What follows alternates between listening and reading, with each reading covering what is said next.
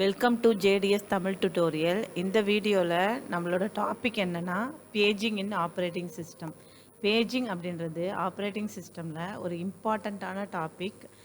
இப்போது என்னென்னலாம் இதில் பார்க்க போகிறோன்னா, why paging is used for memory management, important features of paging, how paging works, hardware implementation of paging, terminologies associated with memory control, advantage of paging, disadvantage of paging, இதெல்லாம் இப்போ நம்ம பார்க்கலாம். Paging அப்படின்னா நான் கண்டிகியூஸ் மெமரி, அதாவது eliminate the need for the கண்டிகியூஸ் allocation. கண்டிகியூஸ் அலோகேஷனாக இருக்கும் போது memory அதிகமாக நமக்கு வேஸ்டேஜ் ஆகும். அதனால தான் இங்கே நான் கண்டிகியூஸ் மெமரி பேஜிங் டெக்னிக் மூலயமா யூஸ் பண்ணுறோம். நெக்ஸ்ட் என்னென்னா, செகண்டரி ஸ்டோரேஜ் டிவைஸ்லேருந்து என்ன பண்ணும், ப்ராசஸை மெயின் மெமரிக்கு லோட் பண்ணும். லோட் பண்ணும் போது செப்ரேட் பேஜிங்காக இருக்கும், ஒரு பேஜாக இருக்கும். ஏன்னா பிட் வைஸாக இருந்துச்சுன்னா லோடிங் டைம் அதிகமாகும். பேஜாக இருக்கும் போது என்ன ஆகும், நமக்கு ஈஸியாக லோட் ஆகும். அதுக்கு தான் நம்ம பேஜிங் டெக்னிக் ஆப்ரேட்டிங் சிஸ்டமில் யூஸ் ஆகுது. பேஜிங்கில் இம்பார்ட்டண்ட் ரோலை எந்த டெக்னிக் பண்ணுதுன்னா மேப்பிங் தான் பண்ணுது. இந்த மேப்பிங் பார்த்தோன்னா என்ன பண்ணோன்னா, லாஜிக்கல் பேஜஸ்லாம் ஃபிசிக்கல் பேஜ் ஃப்ரேமாக மெயின்டைன் பண்ணோம் பேஜ் டேபிளில்.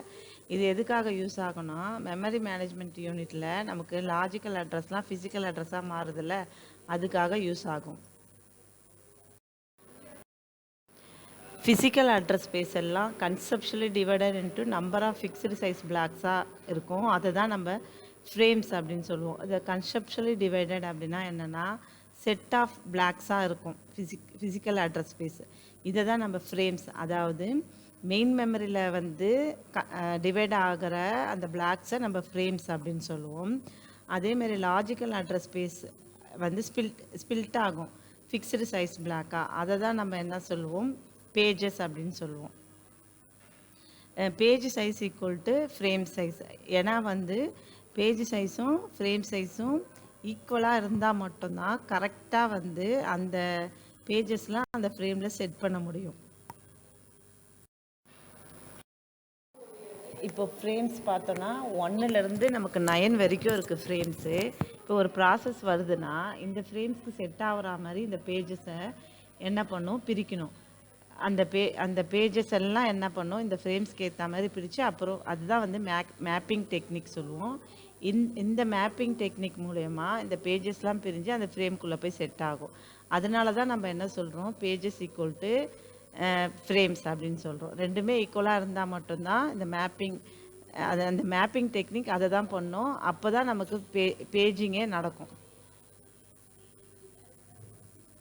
இந்த மேப்பிங் டெக்னிக்கில் இம்பார்ட்டண்ட் ரோல் என்ன பண்ணோன்னா ஆப்ரேட்டிங் சிஸ்டம் பண்ணுது. ஆப்ரேட்டிங் சிஸ்டம் தான் ட்ராக் பண்ணும், என்ன லாஜிக்கல் அட்ரஸை எப்படி ஃபிசிக்கல் அட்ரஸாக மாற்றுது, எதுக்கு கரஸ்பாண்டிங்காக இருக்குது, அந்த மாதிரி ஆப்ரேஷன்லாம் ஆப்ரேட்டிங் சிஸ்டம் தான் பண்ணும்.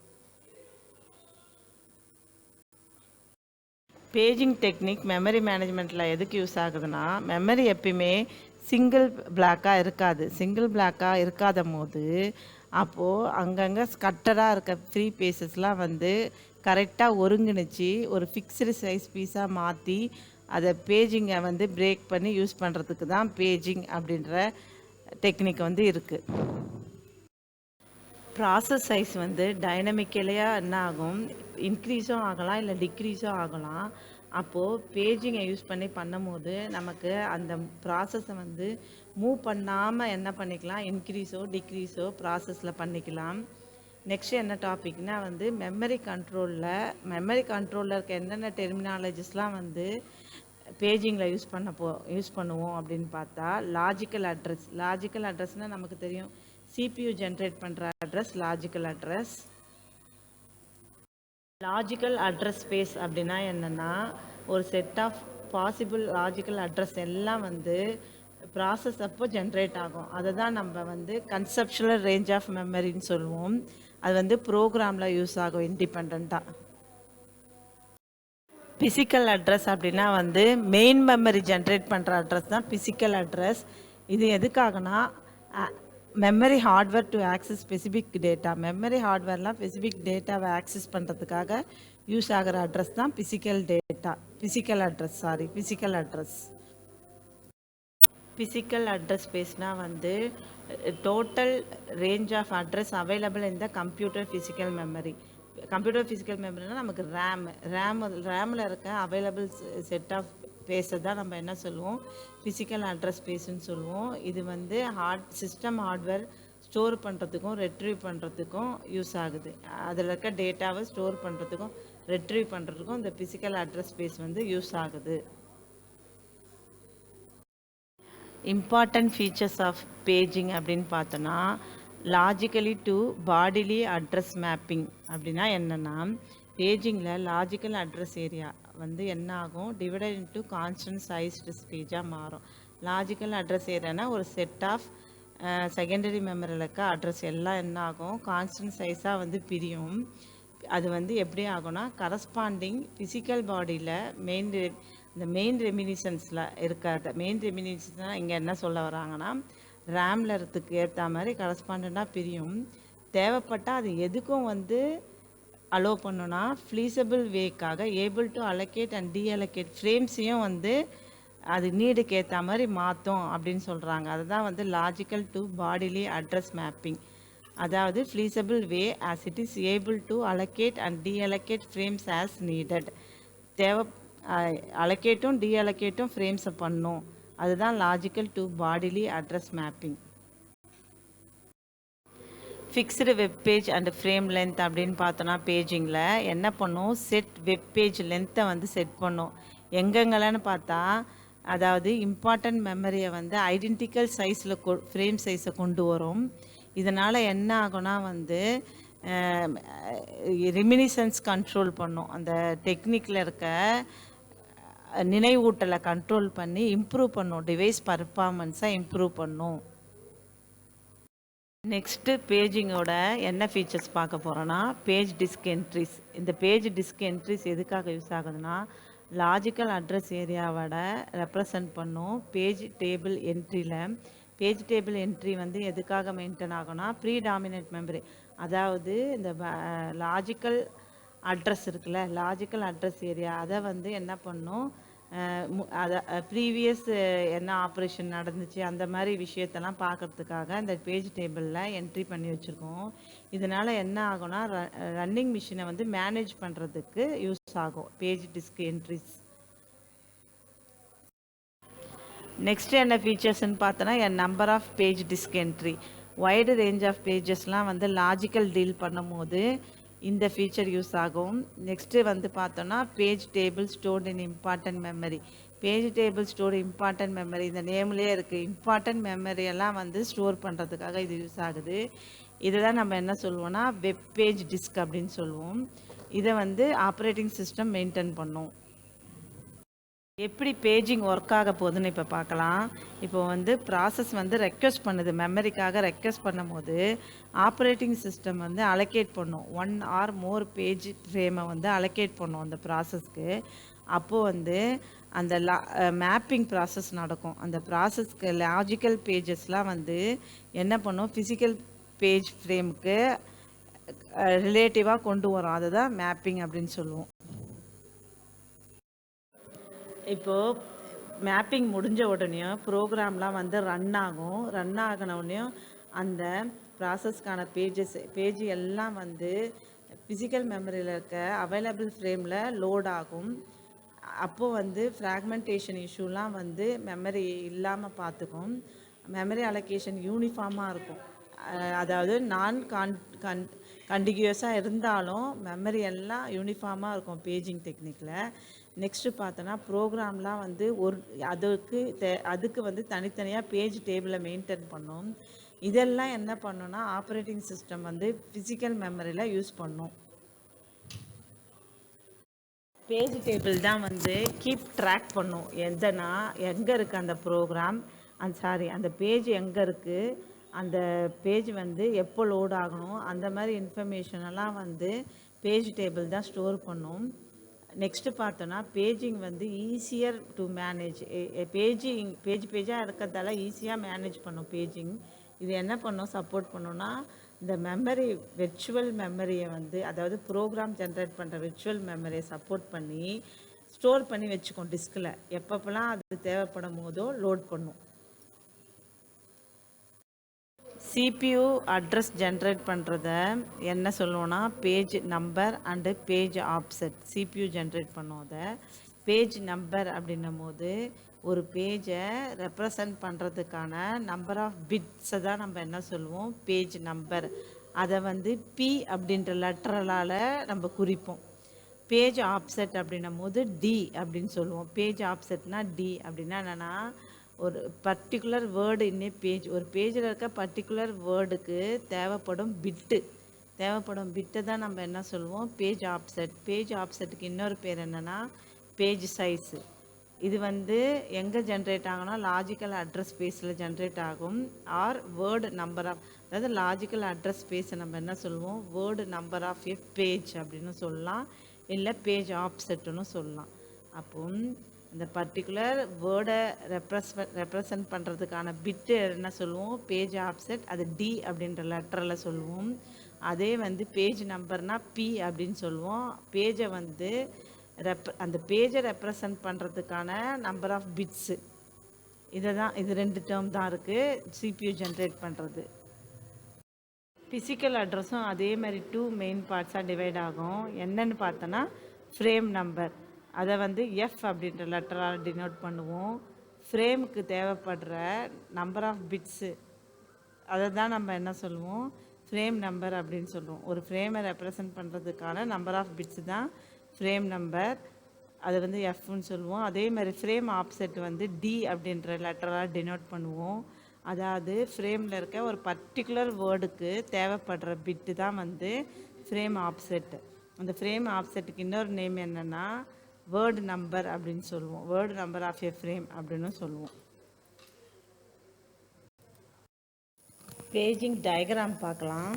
இதில் வந்து லாஜிக்கல் அட்ரஸ் வந்து CPU ஜென்ரேட் பண்ணுற அட்ரஸ் வந்து என்னது நமக்கு லாஜிக்கல் அட்ரஸ். அப்புறம் RAM ஜென்ரேட் பண்ணுற அட்ரஸ் ஃபிசிக்கல் அட்ரஸ். இப்போ ஃபார் எக்ஸாம்பிளுக்கு இங்கே என்ன கொடுத்துருக்காங்க, பேஜ் சீரியல் நம்பர் 3 எனக்கு லோட் ஆகணும் ப்ராசஸில். அப்புறம் வேர்ட் சைஸ் பார்த்தோன்னா நமக்கு 10 அப்படின்னு கொடுத்துருக்காங்க. வேர்ட் சைஸை நம்ம என்ன சொல்லுவோம் பேஜ் ஆப்செட் அப்படின்னு கூட சொல்லுவோம். இப்போது இந்த சீரியல் நம்பரில் போய் பார்க்கும், இது கரஸ்பாண்டிங் ஃப்ரேம் என்ன இருக்குதுன்னு சொல்லி பார்க்கும். 2க்கு ஈக்குவலண்ட் பைனரி நம்பர் 10. அப்போது என்ன ஆகும்னா வந்து இந்த ஃப்ரேம் சைஸ் எல்லாமே வந்து என்ன வேர்டு சைஸ் இருக்கோ அதை வந்து நம்ம 2 பவருக்கு சொல்லணும். 2 பவருக்கு அந்த சைஸை வந்து மாற்றிக்கும். ஏன்னா எல்லா ஃப்ரேமும் வந்து என்ன பண்ணும் கான்ஸ்டண்ட்டாக ஃபிக்ஸ்டு சைஸாக இருக்கும். அப்போது 2 பவருக்கு இருக்கும். இப்போ கண்டைன் 2 பவர் வேர்ட்ஸு ஃப்ரேம்ஸில் இருக்கும். அப்போது என்ன பண்ணும் இந்த ப்ராசஸ் எடுத்துகிட்டு போயிட்டு அதோட ஃப்ரேமோட சீரியல் நம்பருக்கு கரஸ்பாண்டிங்காக என்ன பண்ணும் போயிட்டு லோட் பண்ணும். இந்த மாதிரி தான் ப்ராசஸ். ஹார்ட்வேர் இம்ப்ளிமெண்டேஷன் ஆஃப் பேஜிங்க்கு டெடிகேட்டட் ரெஜிஸ்டரை யூஸ் பண்ணுவாங்க.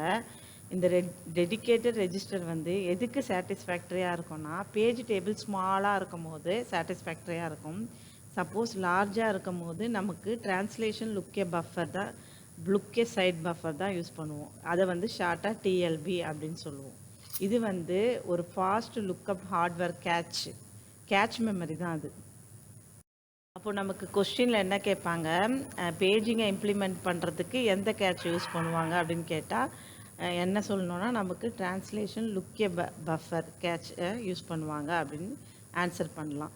நெக்ஸ்ட்டு இந்த TLBயை பார்த்தோன்னா ஹை ஸ்பீட் மெமரி. இதில் வந்து 2 பார்ட்ஸ் இருக்குது.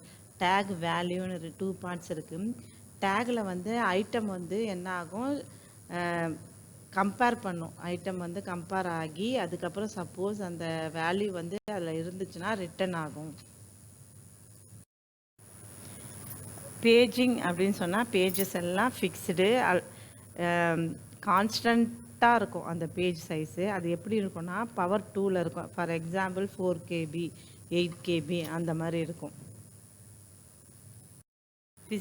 இது ஒரு ஃபார்முலா. ஃபிசிக்கல் அட்ரஸை வந்து எப்படி கேல்குலேட் பண்ணுவாங்கன்னா ஃப்ரேம் நம்பர் இருக்கா அது left shift number of bits in frame offset. அதாவது ஃப்ரேம் ஆப்செட்டில் எவ்வளோ நம்பர் ஆஃப் பிட் இருக்கோ அதை வந்து ஆட் பண்ணும் ஃப்ரேம் ஆப்செட்டோட. இதுதான் வந்து ஃபார்முலா அதுக்கு. Physical address equal to frame number left shift number of bit in frame offset plus frame offset. இப்போ இந்த டயக்ராமில் ட்ரான்ஸ்லேஷன் லுக் ஏ பஃபர் அந்த ரிஜிஸ்டர் கேட்சை வச்சு எப்படி வந்து பேஜிங்கில் ஒர்க் ஆகுதுன்னு சொல்லி பார்க்கலாம். இப்போ வந்து லாஜிக்கல் அட்ரஸ் வந்து ஃபஸ்ட்டு பேஜ் நம்பரை செக் பண்ணும். இப்போ பேஜ் நம்பர் ஃப்ரேம் நம்பர் ரெண்டுத்தையும் வந்து செக் பண்ணிவிட்டு எஸ்ஸுனா என்ன ஆகும், ட்ரான்ஸ்லேஷன் லுக் ஏ பஃபரில் ஹிட் அப்படின்னு வரும், இல்லைனா வந்து மிஸ்ஸின்னு வந்துடும். அப்புறம் அதுக்கப்புறம் இந்த ஃபிசிக்கல் அட்ரஸில் போயிட்டு கரெக்டாக அந்த ப்ராசஸை வந்து லோட் பண்ணும். இப்படி தான் நடக்கும். இப்போ அட்வான்டேஜ் ஆஃப் பேஜிங், இப்போ எந்த ஒரு டெக்னிக்காக இருந்தாலும் அட்வான்டேஜும் இருக்கும் டிஸ்அட்வான்டேஜும் இருக்கும். இதில் அட்வான்டேஜ் என்னென்னு பார்க்கலாம். பேஜிங்கில் என்ன அட்வான்டேஜ்னால் வந்து எலிமினேட்ஸ் எக்ஸ்டர்னல் ஃப்ராக்மெண்டேஷன். ஃபிக்ஸ்டு சைஸாக இருக்கிறதால எக்ஸ்டர்னல் ஃப்ராக்மெண்டேஷன் இல்லாமல் பார்த்துக்கும். எங்கெங்கெல்லாம் ஃப்ரீ பேஸ் இருக்கும், ஏன்னா இது நான் கண்டிகியூஸ் மெமரியில் எங்கெங்கெல்லாம் ஃப்ரீ பேஸ் இருக்கோ அதெல்லாம் என்ன பண்ணும், யூஸ் பண்ணிக்கும். வேஸ்டேஜ் பேஸ் இல்லாமல் பார்த்துக்கும். அப்போது எக்ஸ்டர்னல் ஃப்ராக்மெண்டேஷன் வந்து எலிமினேட் ஆகும். நெக்ஸ்ட் என்னென்னா எஃபிஷியன்ட் மெமரி யூட்டிலைசேஷன். அதாவது ஸ்மால் பேஜ் எங்கன்னா யூஸ் பண்ணாமல் இருந்தால் கூட அதை எடுத்து யூஸ் பண்ணிக்கும். அதனால் வந்து பெட்டர் மெமரி அலோகேஷன் சொல்லுவாங்க இது. அதனால் மெமரி வந்து எஃபிஷியண்ட்டாக வந்து இருக்கும்.